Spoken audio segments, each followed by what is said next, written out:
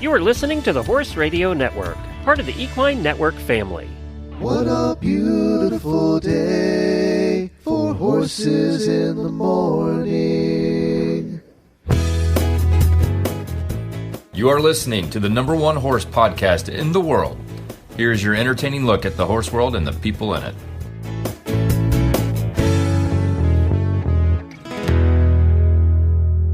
This is Ashley Winch in Albuquerque, New Mexico. And I'm Kat Guenther from White Lake, Michigan. You're listening to the Quarter Horse Podcast for October 21st. Good morning, Horse World. You're listening to the Quarter Horse Podcast, where we explore the versatility of the world's most popular breed of horse, the American Quarter Horse. Well, Kat, I am so excited, as always, to sit with you today and record the Quarter Horse Podcast. This is my funnest time of the month. And yes, that's a word. Catch me outside. Catch me outside. How about that?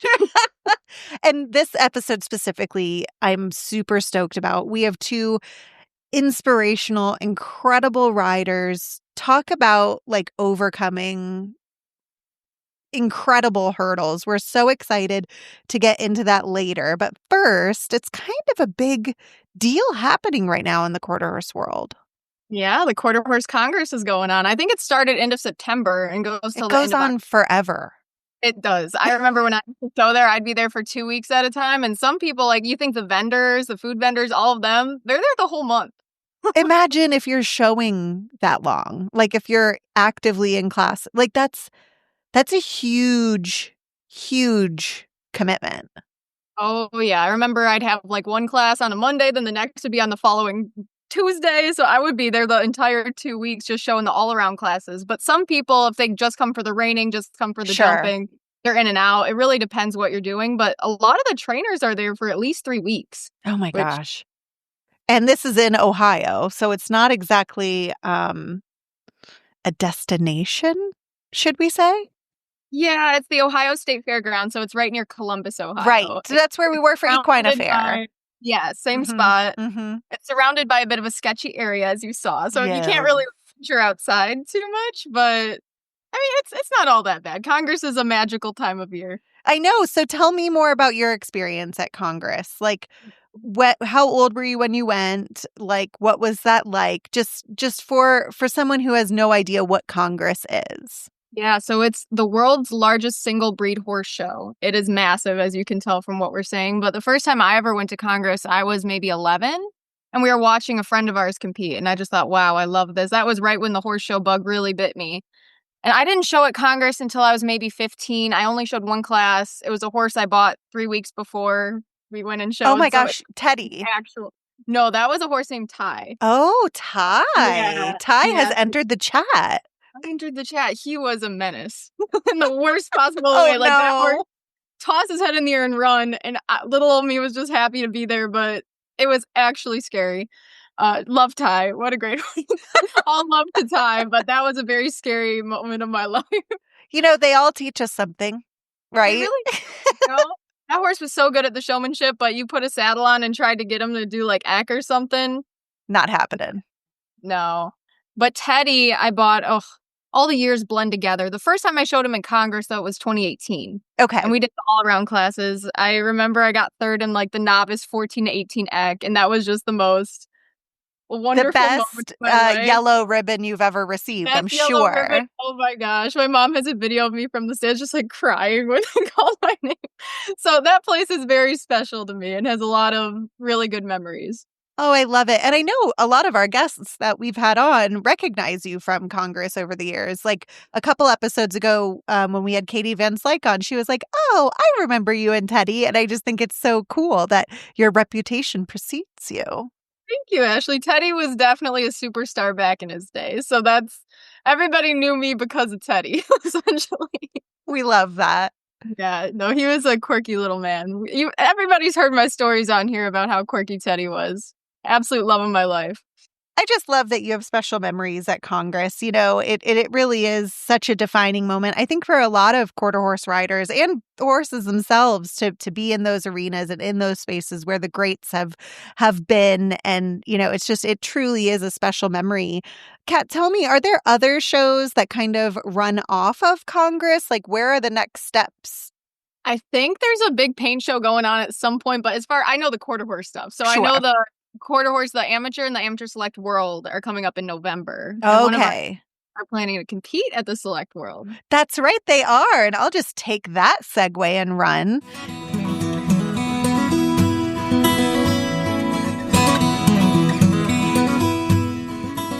The legacy of the American quarter horse is built on heart, versatility, and the unwavering bond they share with their riders.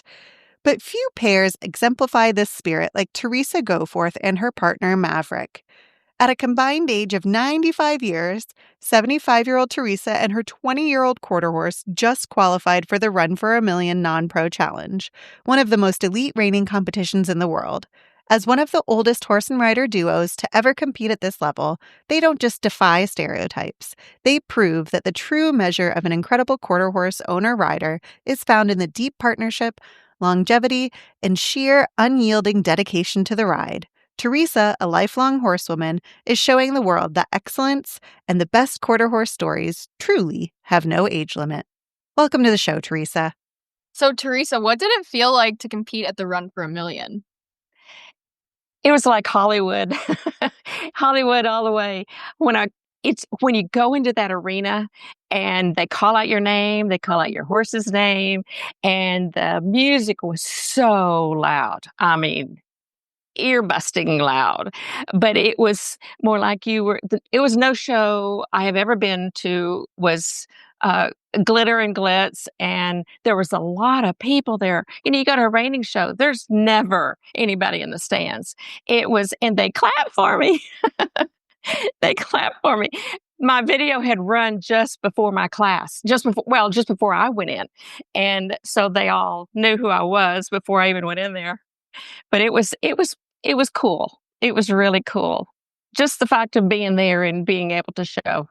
Absolutely. That's what Kat and I were just talking about before we had you on, is just the legend of riding in that arena, where the greats have been. So Teresa, tell me, how would you describe your unique partnership that you've built with Maverick? How did you get to where you are? He has, when I first bought him at 6, and it was a slow, how you get to know a horse. When you first buy a horse, then you ride and ride and ride, go to shows and shows. And I had one of those trainer coaches that when he took all the non-pros to a show, you entered every single show of every class of the show, and you went to every show. I mean, we were ancillary, kings. So, because we went to every single one, and you get to know your horse, you get to know what they do, you get to know all about them. And you came right before there was a show, you'd come out 3-4 times a week, which was hard because I had to change my schedule so much. I was a flight attendant for 50 years.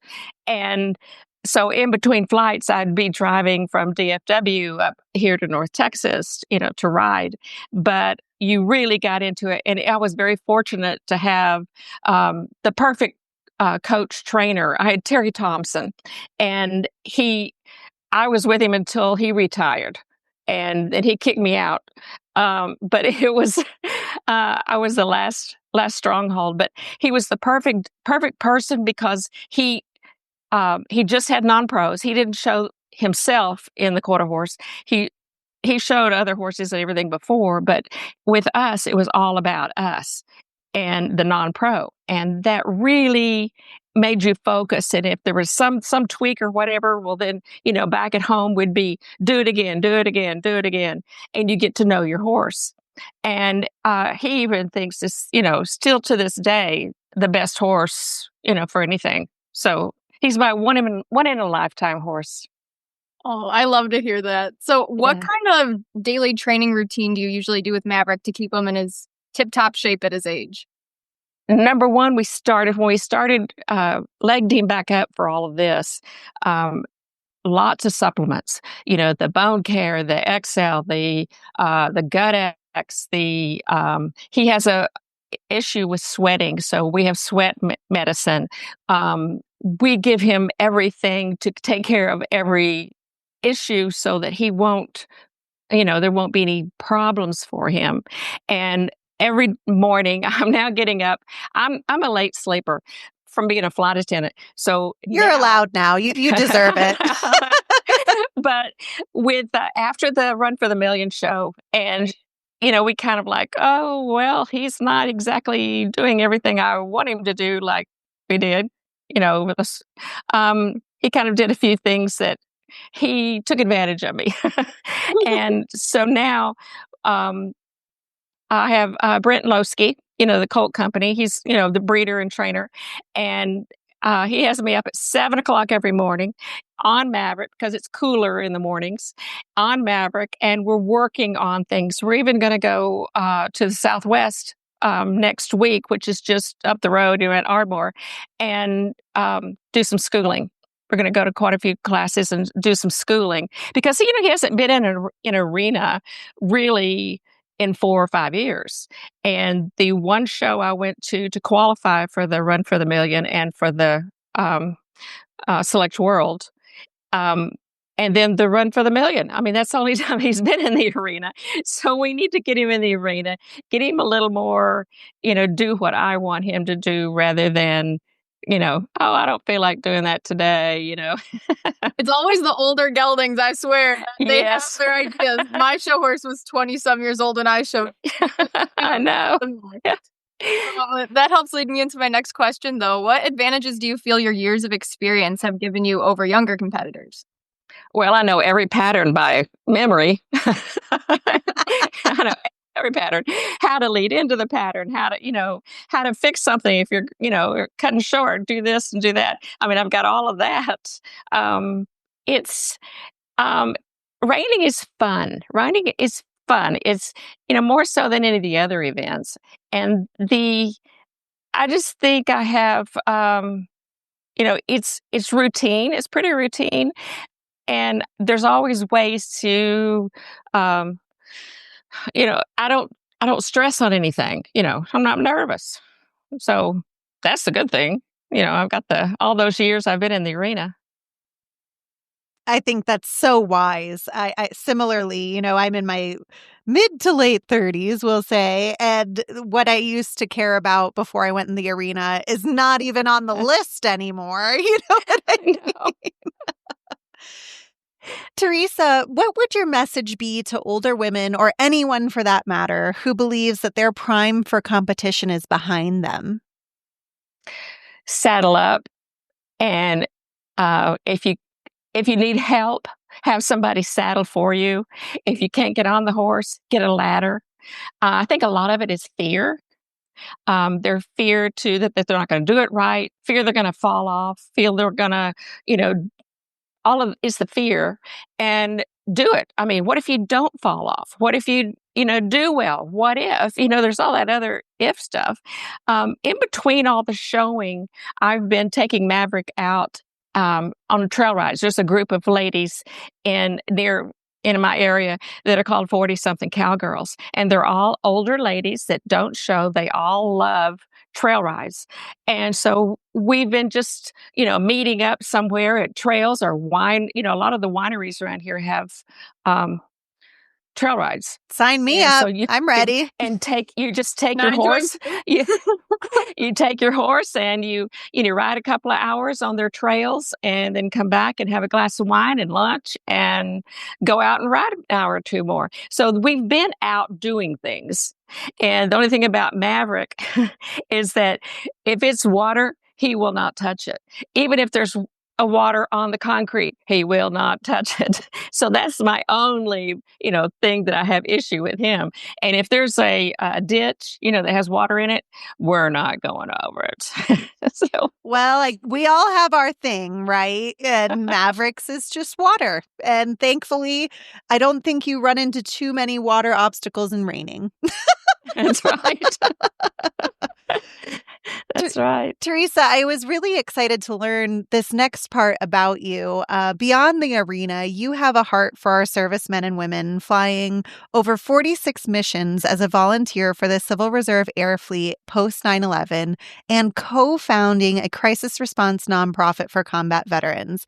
This speaks to my family, or my heart, as we are a military family, and a couple of our other hosts on Horse Radio Network are also military families. And so first, I just wanted to thank you for your beautiful heart for supporting our men and women in service. And I wanted to ask you, how does that courage and commitment from that chapter of your life lend itself to your talents in the arena on horseback?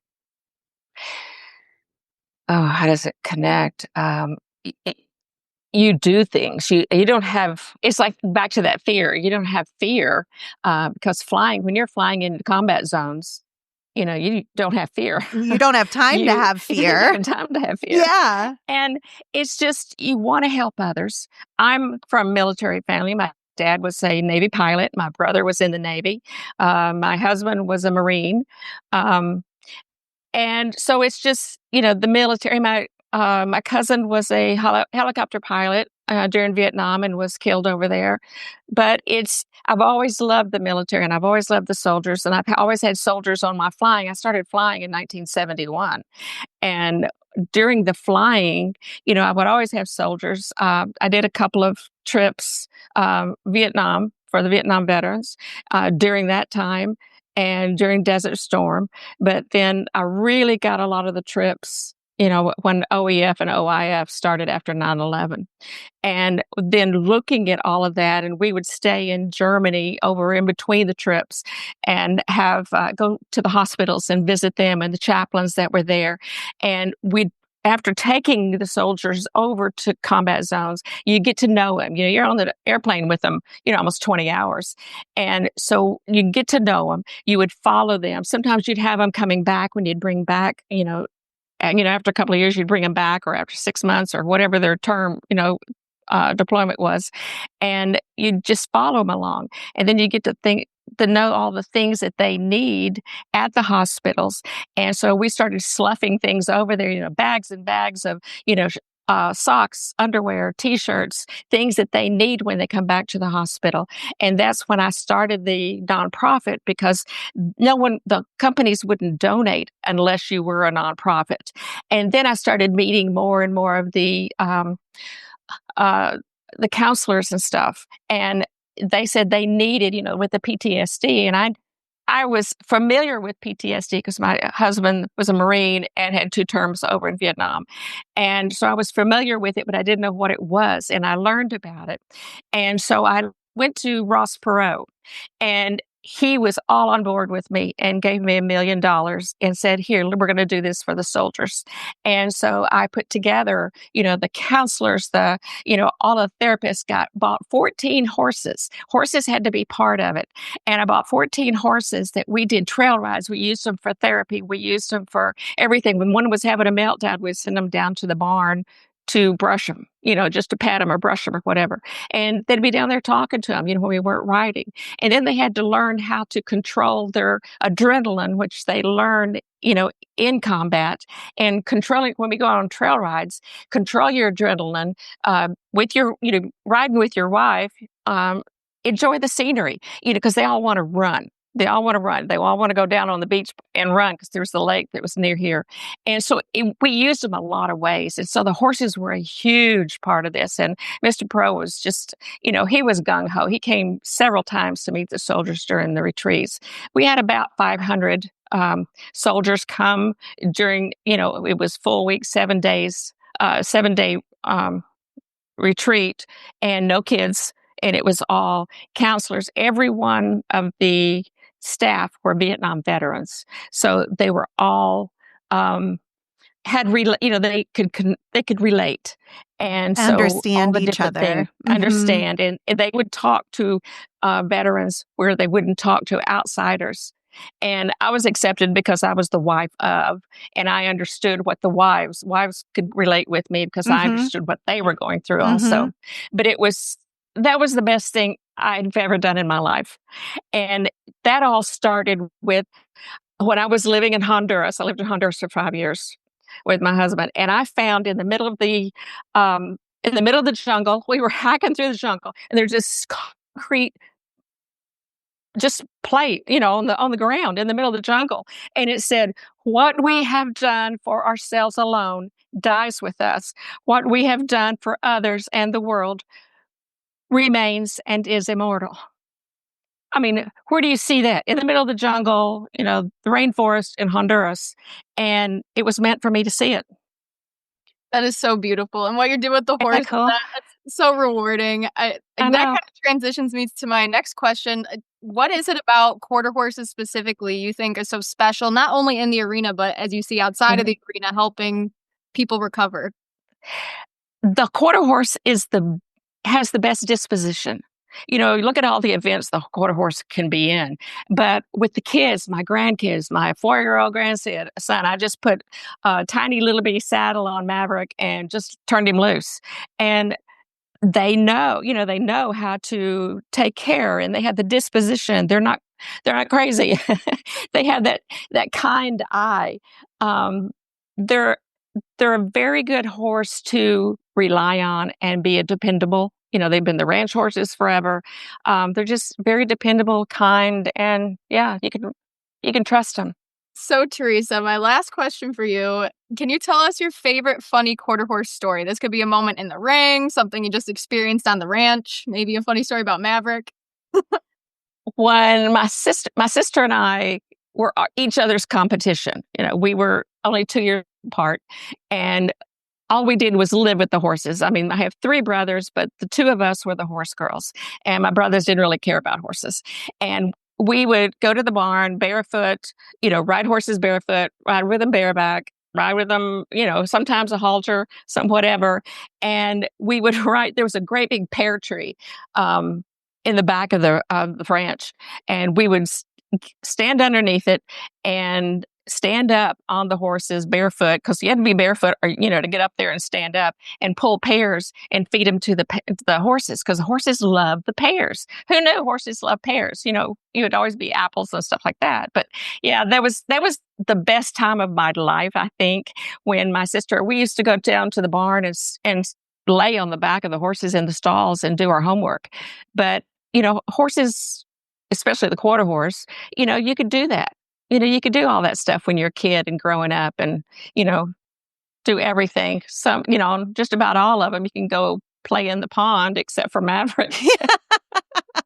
Except for Maverick. But similarly, Teresa, I used to run away and sleep in my quarter horse's stall. We would back him up to the pond and do cannonballs off his rump. I mean, they really are just the best. And I know. Teresa, I have to thank you from the bottom of my heart for joining us today. You are truly an inspiration across every facet. Not only are you still kicking butt and taking names you're also leaving an incredible legacy for helping military families. And we can't wait to see how you and Maverick do at the AQHA Select Worlds show. You'll have to let us know. Maybe we'll have you come back and give us the scoop.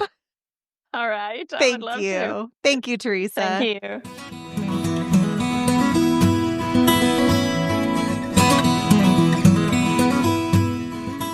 When the fall winds howl and the shadows spook even the steadiest horse, Chewy has the seasonal support you need. From calming supplements to help take the edge off, to vitamin E and ration balancers for changing fall pastures, to ice boots and metabolic care for laminitis-prone horses, we've got you covered. And in coolers and blankets to help keep them cozy on chilly nights, and you're ready for any fright this season brings.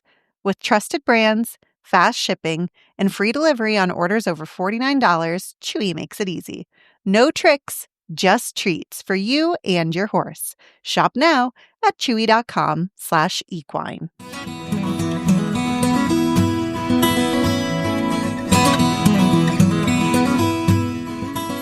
While Teresa Goforth shows us that the partnership with a horse deepens with our age, our next guest, Malin Melin, shows us that the incredible depth of that bond can transcend sight itself.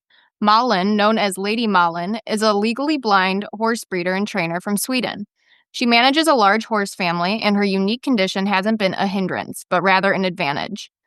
This forces her to rely on feel, energy, and an absolute trust in her partners. She's proven that success comes from the heart, not vision, whether she's raising her foals in the forest or competing in show jumping by letting her horse guide the way. Malin's story is a profound look at how the connection between horse and human goes far beyond what we can see, relying instead on a language of mutual understanding. Malin, how does being legally blind deepen your connection and ability to read your horses in ways that other people might miss? I think it has to do with the feeling. Because I'm legally blind, I use my hands a lot. So often when I train the foals and the horses, I keep my hands on them. And I feel if they tense up or anything like that. And I think it's possible actually to miss it when you only use your eye, because a horse can get really tense really fast, but it always doesn't show. But when you use the hands, you actually feel it. So that can make me really exact while I'm training. That makes a lot of sense for me. I often, see a horse in a pasture and they can feel just a fly land on them. They're these big beasts, but they are so sensitive. And so using your hands as another sensory input really makes a lot of sense to me. Yeah, I use my fingertips. And then I sense what they are kind of feeling. And that's how we communicate and how I adapt the training. If a foal tense up, I choose to back off a little bit instead of increase anything.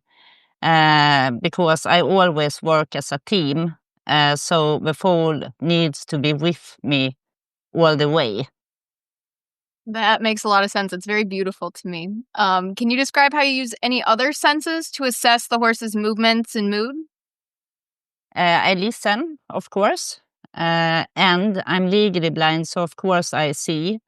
It's when it's far away, then I can see if it's a camel or a donkey or whatever it is. But when I'm really close, I can see pretty good. But when it's far distance, I listen to how the step sounds actually when we are moving, or if we are stopping or anything like that. And I kind of can feel the energy that we have. So how do you train a horse to be a guide, or is that unique partnership a natural extension of the trust you build with them? That's actually natural, because I haven't trained Lavendel to be a guide horse. It kind of was when she was a foal, she came up to me in the pasture. I put my hand on her and I asked her, shall we go for a walk? Can you see that I don't stumble over any trees or something? And then we just kept walking. So I haven't trained her to do that. It was something she kind of just did and still do. And also Lily and Billy have started. They think it's fun walking me around in the pasture, so we continue doing that. I love it. Instead of you taking the horse for a walk, they're taking you for a walk. I think that would be fun for most horses. Exactly. Always ends up in the hay table. So I understand that you run a stable of over 10 horses that you call your horse family. Can you tell me about some of your daily joys and challenges of managing a family this size? Yes, 11 actually. Update. Yeah, exactly. And one on the way. Ooh, congratulations. Congratulations. Thank you. It's Lavendel that is going to have her second foal, and I'm really excited about this. Yes, I have 6 horses at home that I call my forest horses.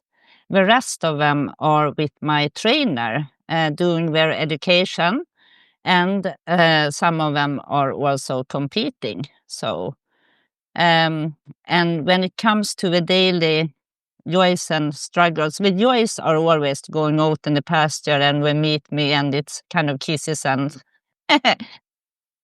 amazing always, I think. I love to be with the horses in the forest. The struggles that I have is that my vision have become a little bit worse. So I kind of stumbles over stuff sometimes in the pasture. And I'm not as strong as I was before. So some of the work has been a little bit too heavy for me, lifting hay and stuff like that.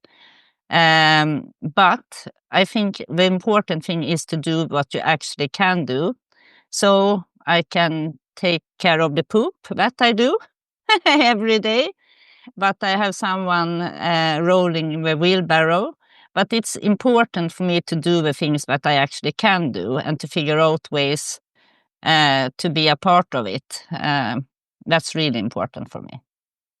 So what is it like when you're relying on some of your horse's abilities in the show ring? How does that look differently when you're competing? I haven't started competing in reining yet, but when I was a child, I did show jump. And how I did that, I have actually no idea how that worked. So it was kind of like up on the horse and let's go. My father and I always used to walk and look at the obstacles before I competed. And my horse Star, she kind of knew what to do because I couldn't count in the obstacles. She did that all on her own. So we was a great team, actually. She was a great horse. And I trusted her very much, of course. So I have to ask, what is drawing you to try reining? We actually just had on, before you joined us, Teresa Goforth, who is a 75-year-old woman competing in reining. And our theme today is incredible riders and their quarter horses. So I have to know, what's pulling you to the reining arena? From the beginning, it was kind of like I wanted to have a Western horse. And I got a lot of movies of horses, quarter horses, and I thought, oh my God, we are all spinning in circles and doing funny stuff. I have no idea what that is. And that was reining. Then I have always liked speed. If I hadn't been legally blind, I'm pretty sure I would have a lot of cars competing.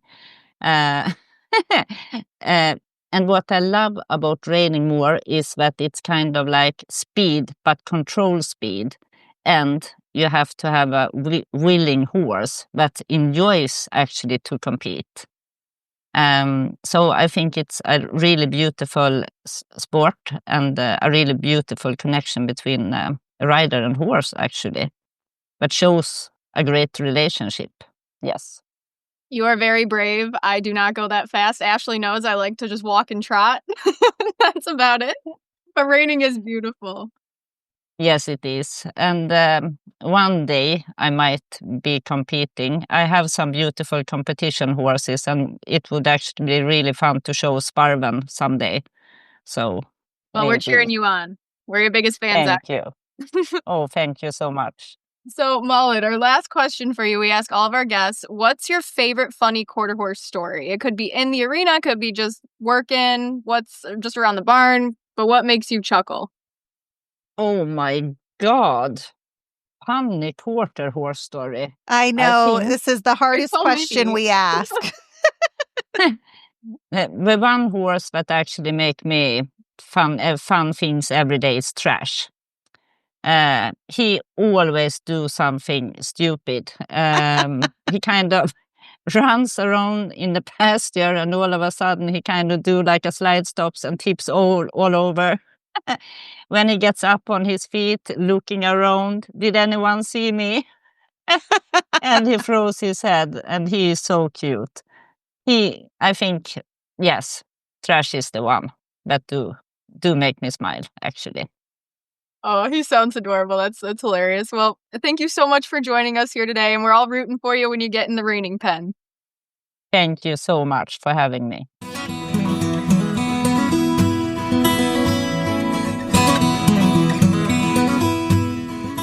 And joining me now is one of my favorite coworkers here at Equine Network, Jillian Eberlein. And she is not only a fellow quarter horse girly, she's also freshly back from Congress. Welcome to the show, Jillian.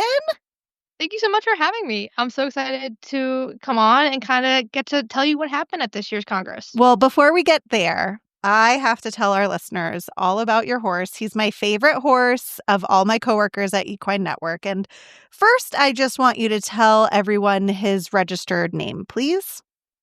Dad's Private Jet. Dad's Private Jet. And what do I call him? Ashley has taken it upon herself to call him Daddy. I do. His bar name is not Daddy. I think should my be. trainers would kick me out. His bar name is Shiloh. But every time I send Ashley a video, she'll text me saying, "How's Daddy?" And it gets weird looks when people look over my shoulders. Just imagine it, guys. She's entering the ring, and here comes Jillian riding Daddy. Like, come on. Come on. It's too good. So tell us about how you came to get Shiloh and how you really got into quarter horses in the first place. Yeah, so I started off in the Hunter Jumper Land up in New York City, where I was born and raised. And I went to college in West Virginia. And when I started the IHSA team, all the horses in our barn were quarter horses. And honestly, I didn't really know much about quarter horses. No one in my area had them. Every time I thought of a quarter horse, I thought Western, rodeo, all that kind of stuff. So when I joined the team, started riding quarter horses, and I was like, wait, this is kind of nice. I was like, they do more than just the Western. And I really just fell in love with their personalities, the way that they move, and I just loved how they're very forgiving. They're pretty true, tried and true, and yes, they spook. Yes, they have their moments, but I really feel like most of them try their best to be as good as possible, and they don't really hold a grudge, which is something I loved. So from there, I ended up moving down to Ocala, Florida, and finding a barn down here, and I decided that now's the time that I want to find my first quarter horse. So I went through my trainers, and we ended up finding Daddy in Texas and shipped him from Texas down to Ocala, where he's been in training for the past few months, and the goal with him is to do the showmanship, the driving, and the over fences. I really want him to be a versatility king, if he can be. So, yeah, I'm really excited just to kind of have my first horse ever and really learn with him. And yeah, he's going to be really cool. I'm excited. It sounds like you've got the right guy for the job. We always, we go on and on here on the Quarter Horse podcast about their versatility. And all of our guests, I would say, when we ask what their favorite thing is about a quarter horse, is their personality and their willingness.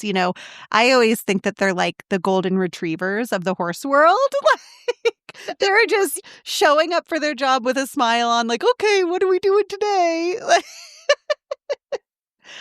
Yeah, I mean, every time I walk in the barn or I walk into a stall, he's like, "Mom, can I have pets now? Like, I just want attention." And I'm like, he is genuinely a golden retriever. Yeah. I'm like, well, I'm so glad I have 2 dogs, and they are both the same personality. Like, if he could come home with me, I think he would. I think he would love to live in my apartment with me. I mean, I'm sure that cross-training him to go up and down stairs into an apartment building would be really great for his training. I think so too, and I think it'd really build his top line, and give him more of a booty. I think there's nothing that can go wrong here. Nope, full send. I mean, or the elevator. We'll figure it out. Okay, and then get up here. Before we go to Congress, I just need you to tell everybody how beautiful Daddy is. I mean, he is literally like Black Beauty, Black Tall, Stallion, dark and handsome. Oh, like jet black. Mm-hmm. Just 16.3. Little bit of white on his face, long tail. He's really filling out. He's going through that like awkward growth, but because he's 3 coming 4 or 3 coming 4. That's what I thought. Yep. And you see him, and you're just like, he's handsome. Oh, he once is. again, tall, dark, and handsome. Oh. I'm just like, ooh, that's mine. Oh, well. Daddy holds a very special place in my heart, and I always love getting your updates. But let's talk now a little bit about Congress. I know you said you were going to watch some friends compete. Tell me about what you saw, the vibes, everything. Yeah, so the barn I'm at now and the barn I went to while in college were both competing. So I got to see old friends, new friends, and it was really Fun. great. So they did a bunch of the youth stuff, the youth over fences, equitation, hack. We had a few people do the working hunter under saddle. We had someone do the lunge line. We had someone do the western. So really got a view of everything. And honestly, what I really saw was, which is something I find in the quarter horse industry overall, is the support that everybody has for each other. Whether you're in the same class and you're supposed to be competitors and you're all for yourself, not all for yourselves, but really just wanting to win yourself. Like when a placing would get announced, everyone would cheer, even if it wasn't someone from their barn. And I really love to see how much the community supports each other and how trainers will step in and not step on toes, but just be like, hey, let's try this. Or, you know, after we're done, let's school this and let's try to figure out what might have gone wrong. And it just really, I don't want to say inspiring, but really nice to see, because that's not something you really hear about often, is how friendly people really are and how they really do want the best for not only the rider, but for the horse. So that was really nice to see. And like I said, a lot of hugging and a lot of people going up to each other, like the youth kids slapping each other on the back and just be like, wow, you did it. Like, running to get pictures for them and really being their biggest cheerleaders was something that always amazes me every year at Congress. That makes a lot of sense, because you and I both come from an English background, and it's not always like that at the hunter jumper shows, at the A circuit shows. There's a lot more yelling than smiling sometimes. Mm-hmm. Yeah, exactly. That's for sure. I remember, like I said, when I got into quarter horses, that was just something that I was like, why is everyone so nice? I was like, is this like a joke? Like, are they going to stab me in the back right now? Sure. Should I run? I'm like, okay, we're just friends with everyone. And they're like, yeah, why wouldn't we be? I was like, oh, okay, I'm scared, but I'm kind of liking this. Oh, I love that. So I know some of my favorite thing, and this is more on the Western side of Congress, but I love the fashion, the bling bling, the prints. Did you see any like super fun hot fashion while you were there? A lot of cheetah. Yes. This year. Yes. A lot of cheetah. I'm loving like the cropped jackets that riders I think are wearing. they're so cute too. And I was just the suits for showmanship, loving that. And I mean, when they walked by, I was just like, oh my God. I'm like, why can't we do this with the English stuff? Like, imagine jumping and having just a bunch of rhinestones on us. I mean, what could go wrong? I mean, I think we should bring all the prints, all the rhinestones. Yeah. Let's do it. I mean, the trainers might not like it, but it would be fun. Oh, going to the barn with a loud saddle pad. Your trainer would be like, turn around and leave. Or yeah, in the dressage world, could you imagine like LOL? They would probably throw it out in front of you. Yeah. They wouldn't even ask you to leave. No, they would just stop talking to you and turn around. You would just be shunned. You would be kicked out and ignored. Never to be seen or heard from again.